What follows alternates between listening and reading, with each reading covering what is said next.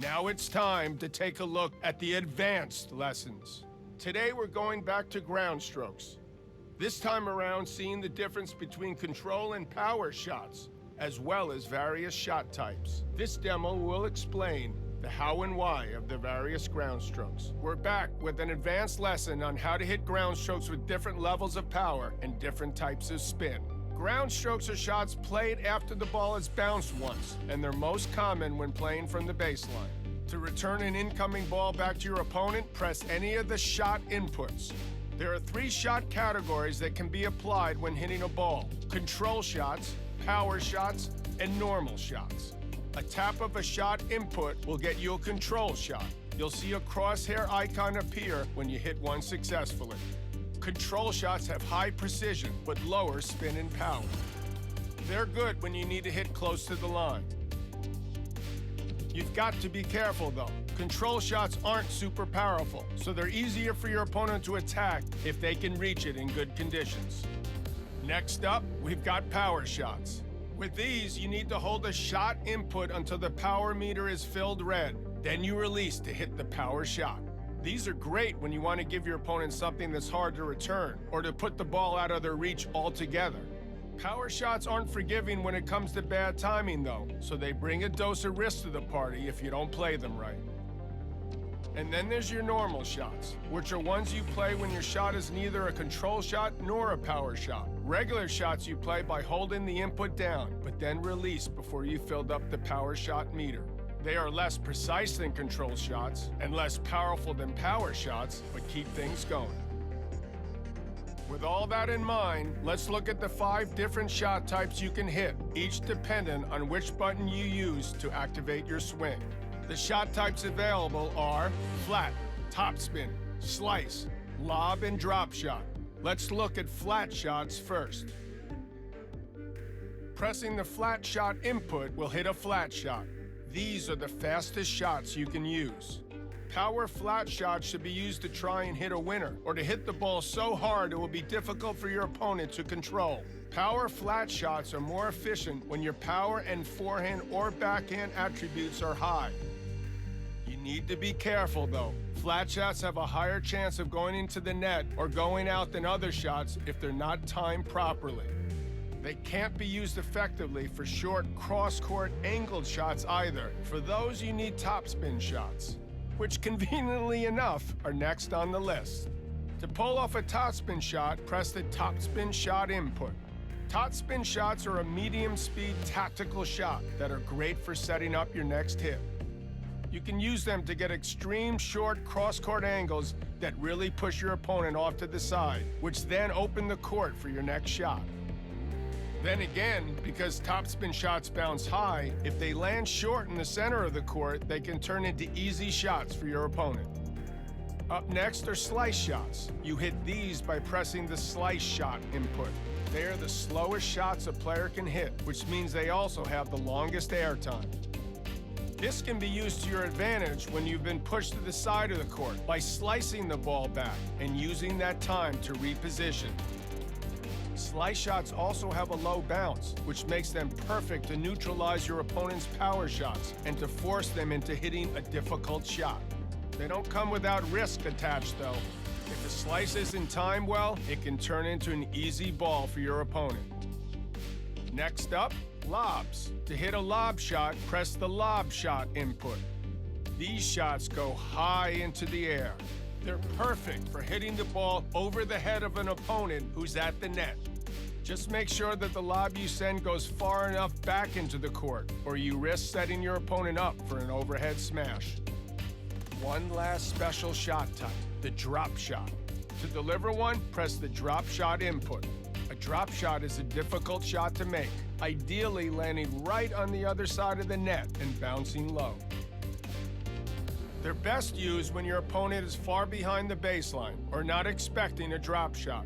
A good drop shot forces them to move inside the court and can really upset the dynamic of a rally to set you up for winning the point.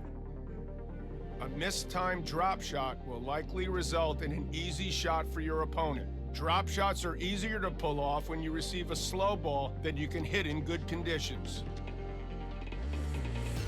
Okay, so let's recap on everything we just learned. Okay, so I know that was a lot of information. Do you want to watch the demo through again?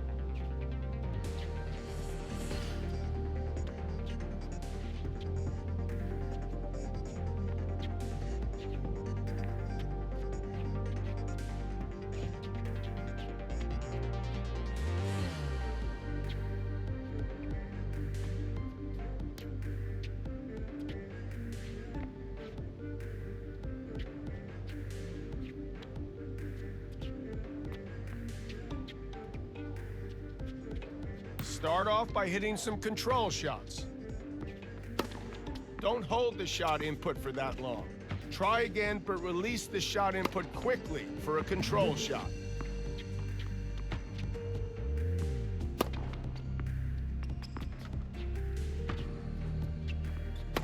Be sure to quickly tap the shot input to hit a control shot. If you hold it for too long, you will get a more powerful shot.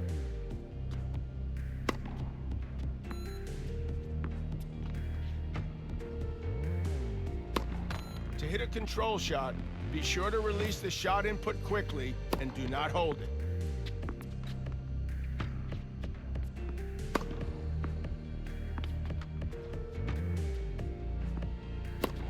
Don't hold the shot input for that long. Try again, but release the shot input quickly for a control shot.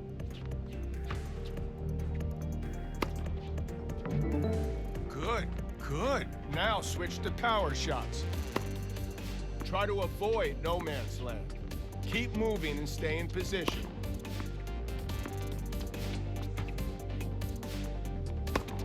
You're hitting a lot of shots in no man's land. Remember to move back and reset. Okay, now aim specific shots and nail some quality timing. Next up, let's hit some deep, flat power shots. Now let's move on to short angle topspin power shots. Don't worry, this is why we train.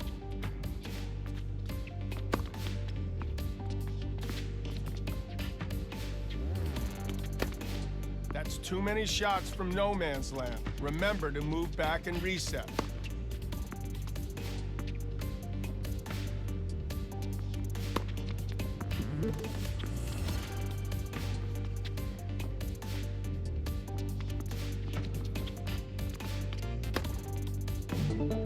All right, next on the list are slice control shots.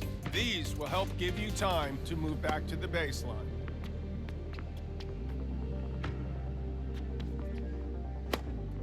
Be sure to quickly tap the shot input to hit a control shot. If you hold it for too long, you will get a more powerful shot.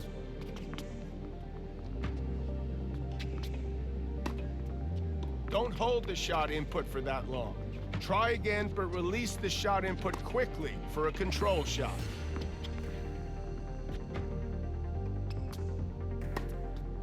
Be sure to release the shot input when the timing meter is in the green.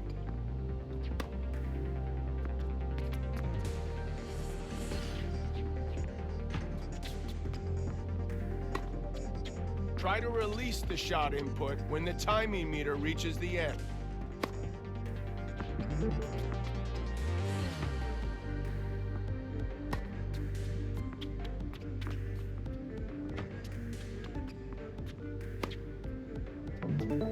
Great. Okay, now, let's hit some lobs.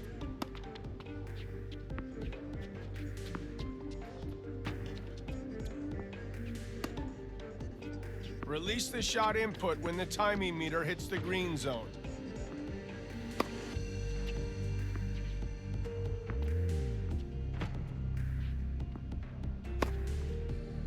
To hit a control shot, be sure to release the shot input quickly and do not hold it.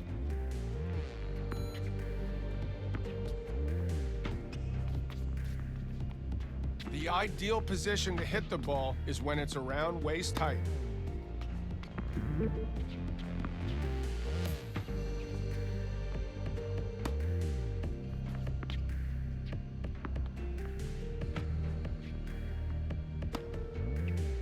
Try to release the shot input when the timing meter reaches the end.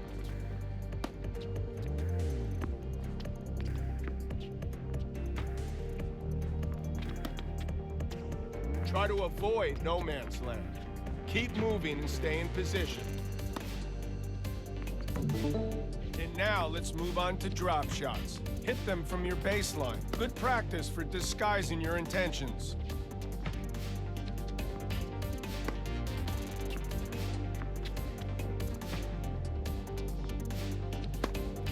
Keep trying.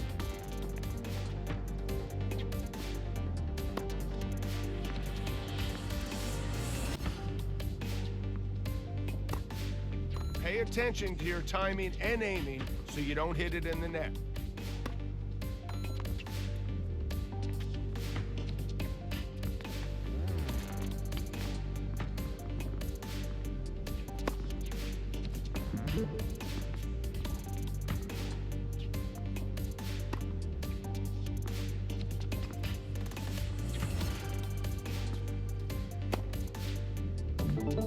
You did great. We covered a lot of ground today. Lots of information on when and how to use the various shots of tennis.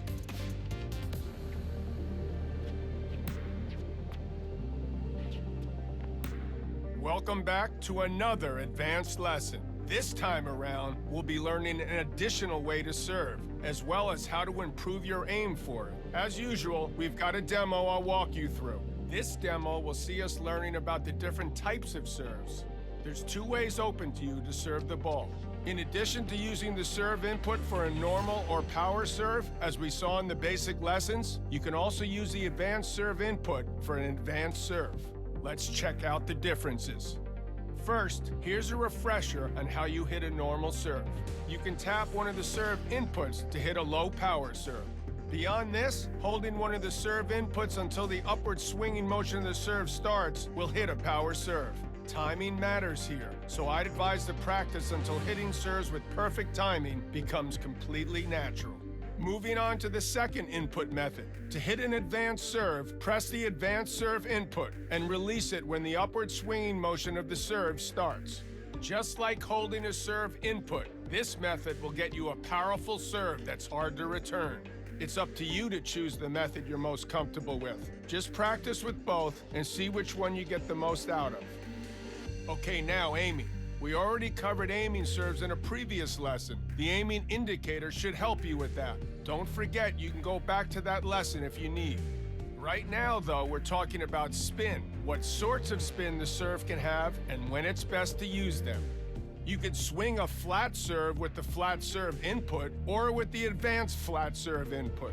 These are the fastest and most powerful serves. Because of their speed, flat serves are great to combine with the powerful press and hold flat shot input or flat advanced serve input techniques. Conversely, they're harder to aim close to the line and more likely to go out, so use them wisely. Next, topspin serves. You can initiate these with the topspin serve input or with the topspin advanced serve input. Topspin serves, also known as kick serves, put forward spin on the ball. This makes the ball arc higher over the net and then bounce higher than other serves. Because of that high arc, topspin serves have a lower chance of going into the net and are easier to keep inside the service box. The high bounce can also push the returner back and make the serve difficult to return with power and precision. Finally, the slice serve. To hit one of these, use the slice serve input or the sliced advanced serve input. Slice serves put side spin on the ball.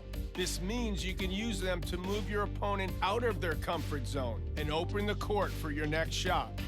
Okay, so here's the overview of everything we've just covered. Are you ready to practice some serves, or do you want to watch the demo again?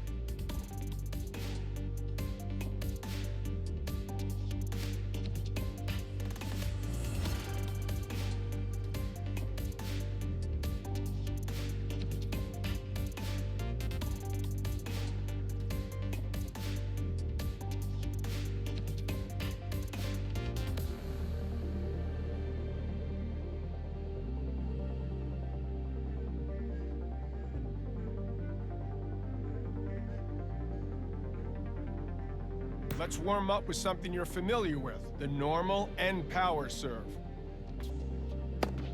Good serve.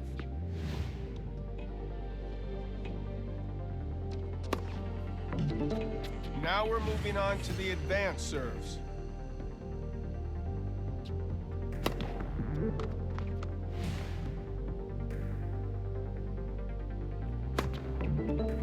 Yeah, you're doing good. Go ahead and start hitting some specific serve types while you're aiming them. Start off with flat serves. Don't forget that quality timing is critical when aiming serves down the tee or out wide.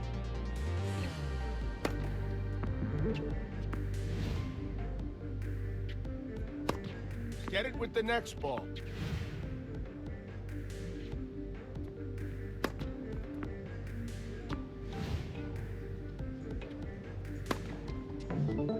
All right, now hit a few topspin serves. Don't worry, this is why we train.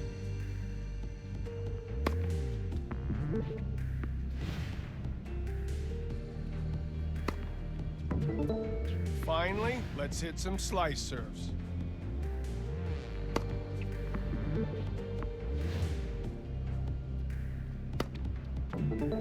Excellent work. There's also more advanced lessons we can run through if you'd like.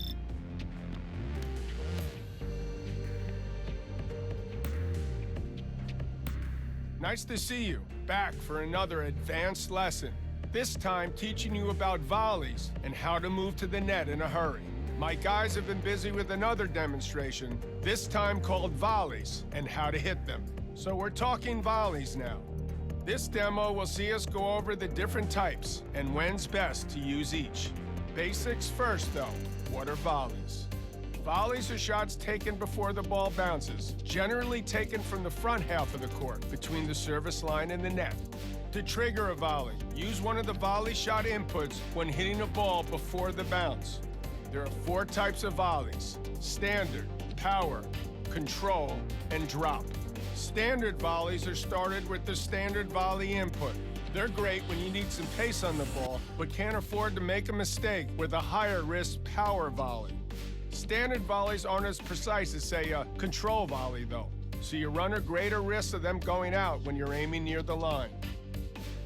Use the power volley input to perform a power volley. You can use power volleys to punish your opponent when they've returned a weak shot high over the net within your reach. Power volleys executed in these conditions are powerful, fast, and difficult for your opponent to return. Control volleys are on the control volley input. They're not overly powerful, but give you a good amount of precision in most situations. They're pretty useful to return a low or powerful ball, so you can take advantage of their high precision. A control volley is slower than other volleys, though, so you can set your opponent up for an easy shot if your aim's off. Finally, if you want to place the ball very close to the net on your opponent's side, you can perform a drop volley by using the drop volley input. Drop volleys are a great option when your opponent is at or behind the baseline and you receive a slow ball. It forces them to run forward to get to the ball and to hit a weak shot that's easy for you to put away. They're a tricky shot to hit, though. You've got to time them well or you'll start losing points. Before you leave, let's talk about when you should and shouldn't use a volley. You want to be moving to the net when you put your opponent in a difficult position and expect to receive a slow and high easy ball for you to put away to win the point. If your opponent is out of position, moving forward and hitting the ball back before it bounces lets you play an easy volley to the open court before they can reposition. Most times, that's a winner. You can also take a chance and come to the net when your opponent isn't out of position to put them under pressure and force them to miss. It's a risky tactic, but it can throw some opponents off. Just know that it's most likely to work if you have a high volley attribute and you can hit your volleys with good timing. Make mistakes and you'll be forced to play some difficult volleys, which you'll likely miss or give back to your opponent on a silver platter. Here's a recap on the different types of volleys. We can run through that again if you want, or otherwise, it's on with the show.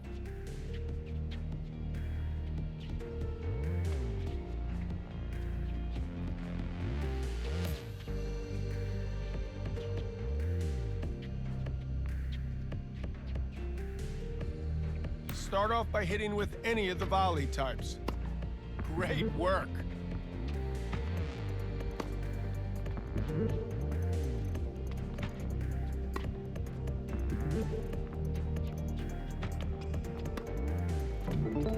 Okay, good. Now just hit some standard volleys.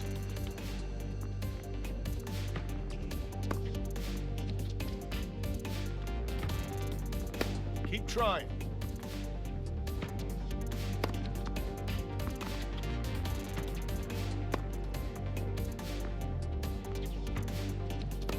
Keep at it.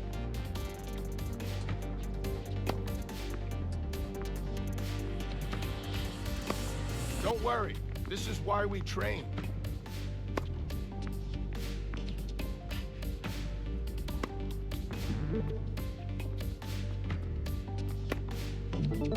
Time to switch it up. Hit power volleys deep into the opponent's court.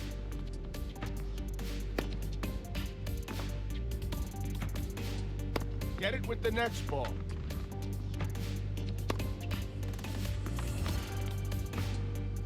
Keep at it. Good job. Now hit control volleys near their sidelines. Keep trying. Great. Time for drop volleys near the net. Good job. Okay, now practice hitting a ball from the baseline and then quickly move in to hit a follow-up volley.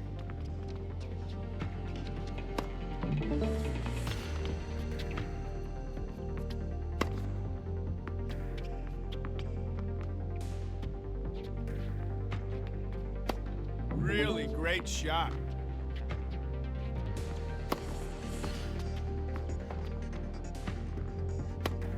Great. Nice aim.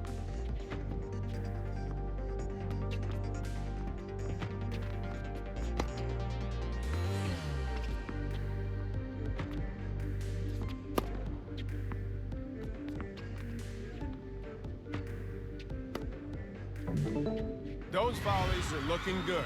There's another lesson waiting for you if you want to push on.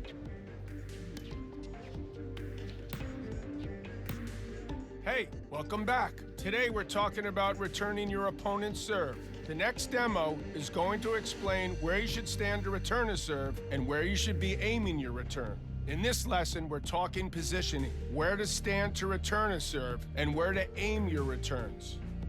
Serves will come at you at a much greater speed than normal ground strokes, which is why most players stand further back behind the baseline to return them. Returning from this position gives you enough time to read the serve's trajectory and to hit your shot in good conditions. Here you see the player in what's an ideal position for returning a first serve. To return a second serve or a slow serve, though, you may choose to stand close to the baseline. This will be harder for you to time correctly, but you can take time away from your opponent as they transition from their serve and get ready for your return. Only do it if you're in your stride with the timing. Keep in mind, too, that the reflexes stat affects your ability to hit fastballs, like first serves, with precision and power. Watch this player hit the return when the ball is on the rise, taking time away from their opponent. Another way you can make a returner serve difficult for the server is to hit it deep into their court. By hitting the ball deep with your return, they will have to quickly reposition or hit the ball close to the bounce. As we've seen before, it's always harder to hit the ball when it's bouncing close to you. See how this player is returning near the opponent's baseline? Watch how the opponent's next shot gets hard to control. Here's what you should be taking away from the lesson. Hope it all went in. So that's service returns. You can head out to practice, or we can run it again for you.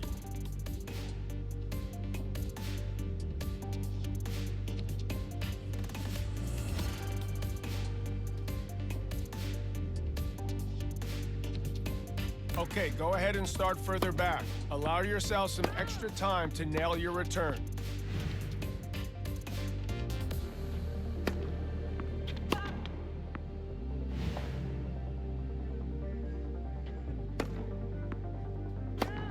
Those backhands are great.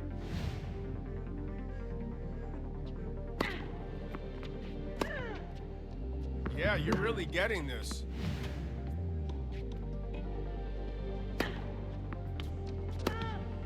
Don't worry, this is why we train.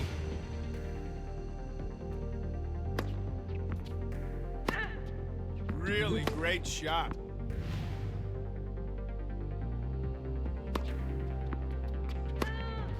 Get it with the next ball.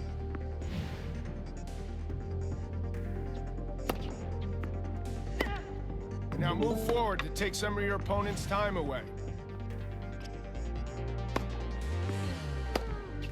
You're making great progress.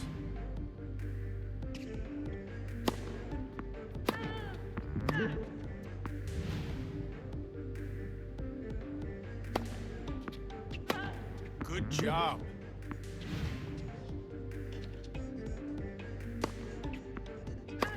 Deep returns now.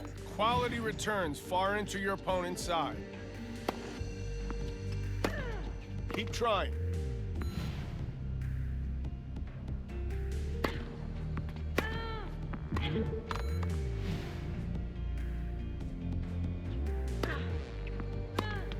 Your forehands are looking good.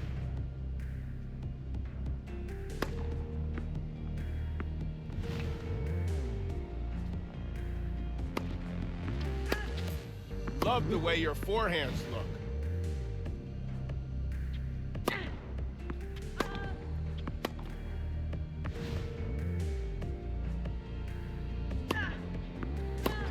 You've done great here. I'm happy with all of that.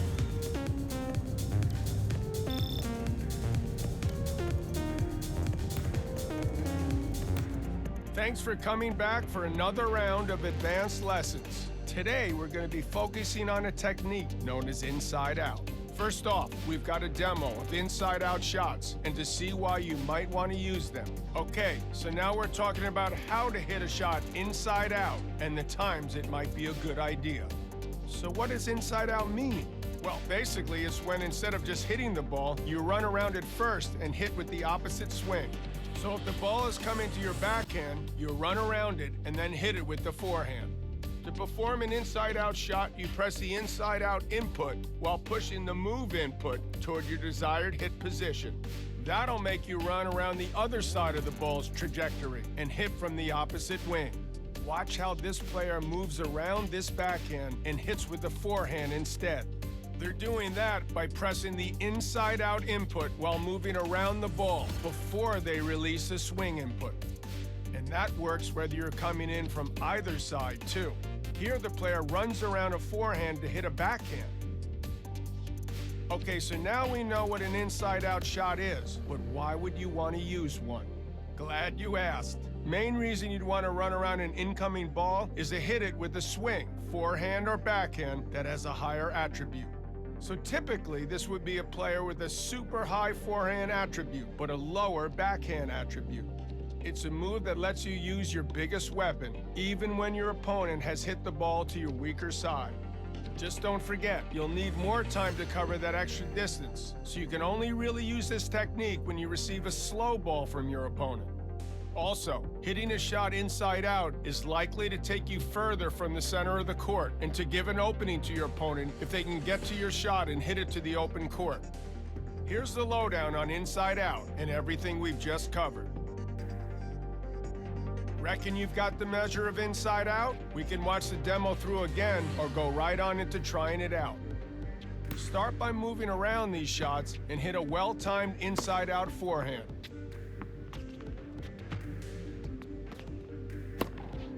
Keep those forehands up.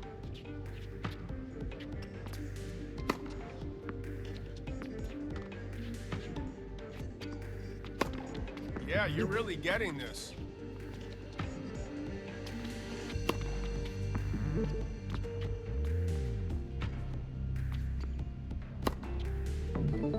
Switch to the other side and hit some quality inside-out backhands.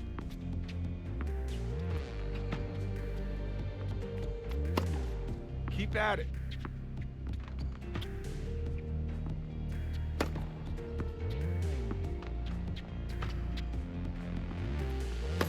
Get it with the next ball.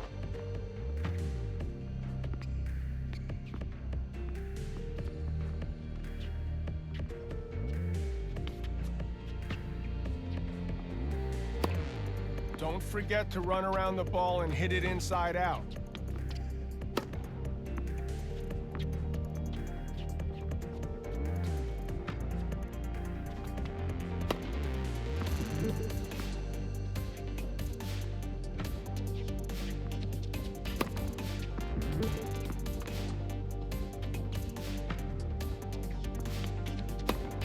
Look at that backhand.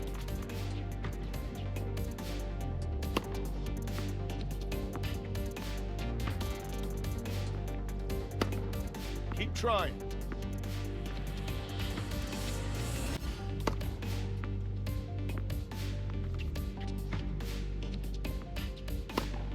Be sure to move to the other side of the ball and hit it inside out.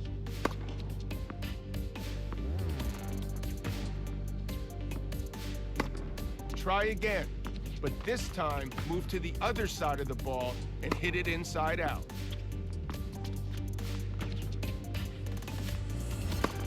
Keep at it.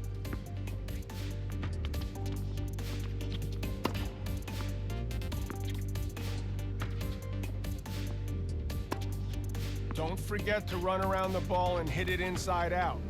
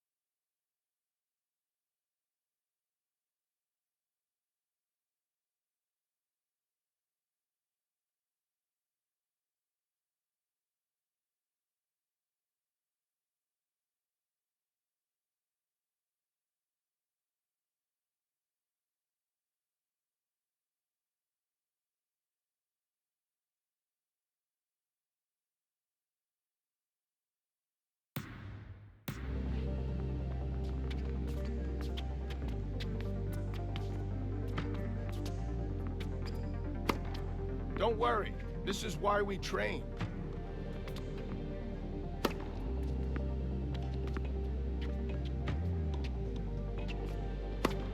Get it with the next ball.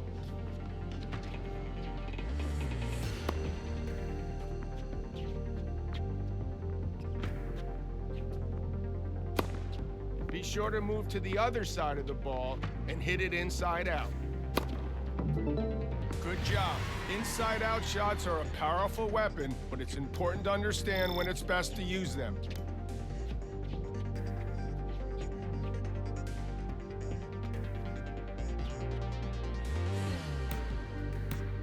Hey!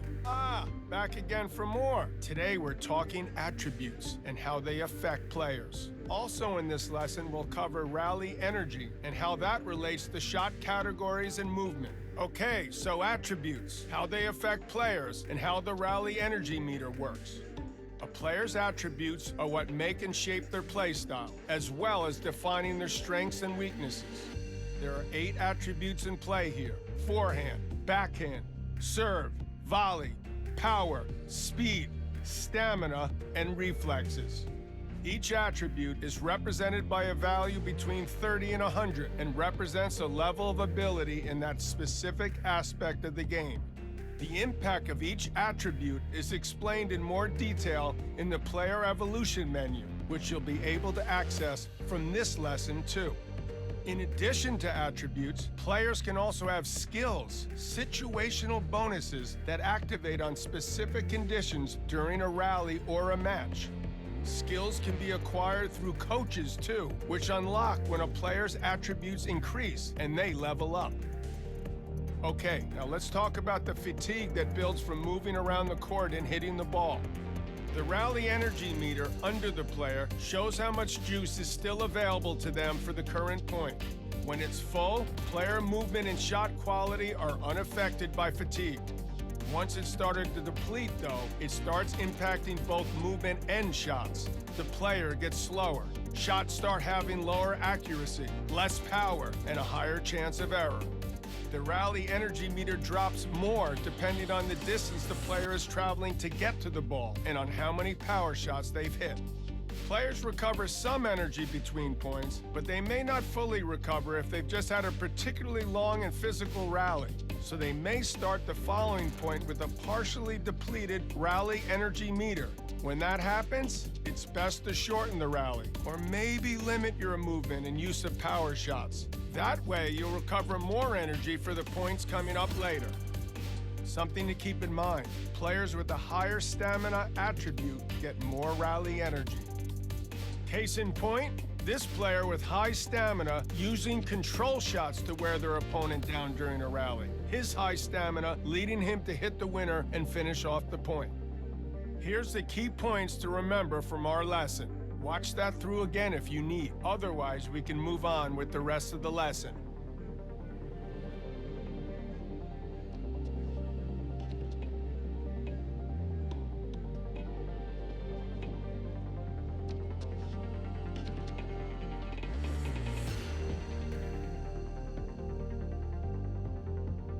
First, hit some control shots and see how they barely use any rally energy.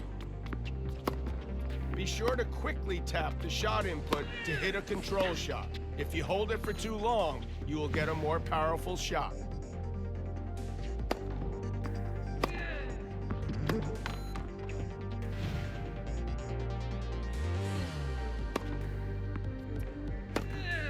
You showed good feel with that control shot. Keep it up.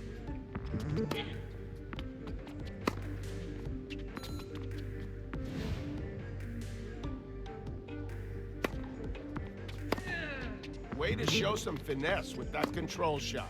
Okay, good. Let's move on to hitting some power shots. These use more rally energy, so remember that when you start feeling tired.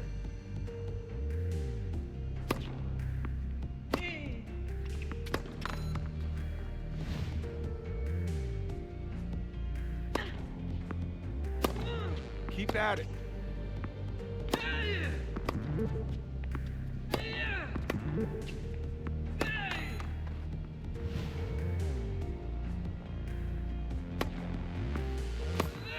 You're making great progress.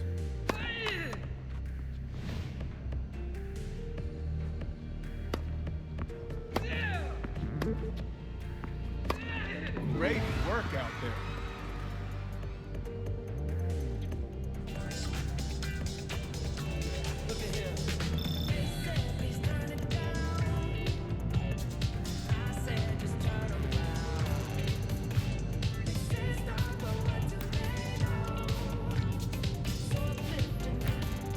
It's all led back up to this. Hope you're as excited about this one as I am. Time to face an opponent again. I want you to remember what you've learned about the various shot types for ground strokes, volleys, serves, and returns. As always, don't rush your shots and hit with quality timing. Start by serving to your opponent.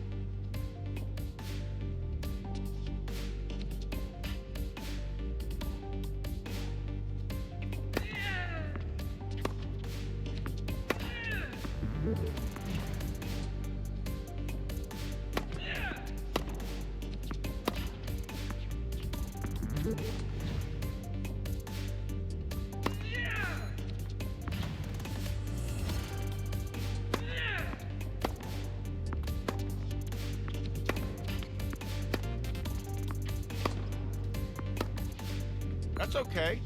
Get the next one.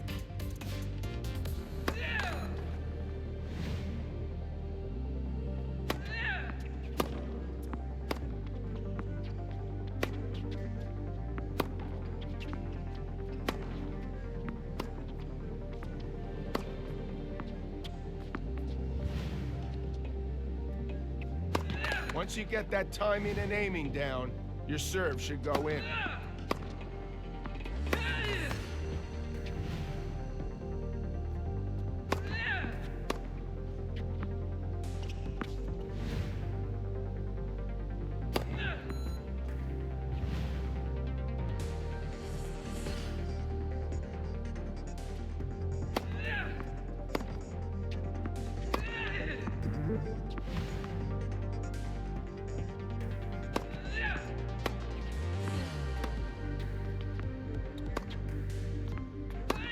Be sure to release the shot input when the timing meter is in the green.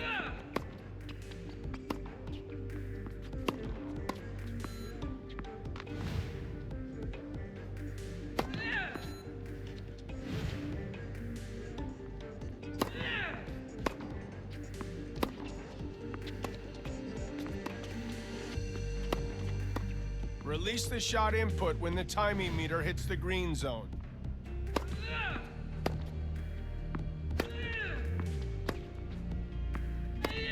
Now we're going to start returning your opponent's serves. Remember to position well and try to return deep. Good job.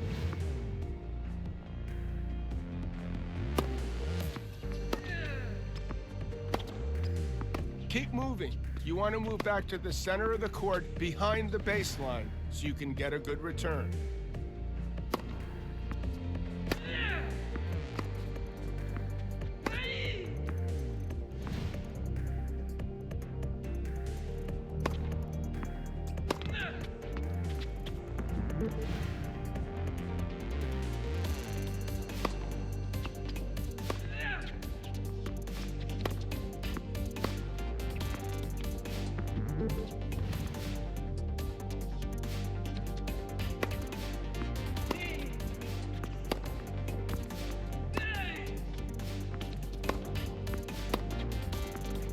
Excellent work out there. Congratulations. Remember, if you ever need a refresher, you can always come back and run through all our lessons again.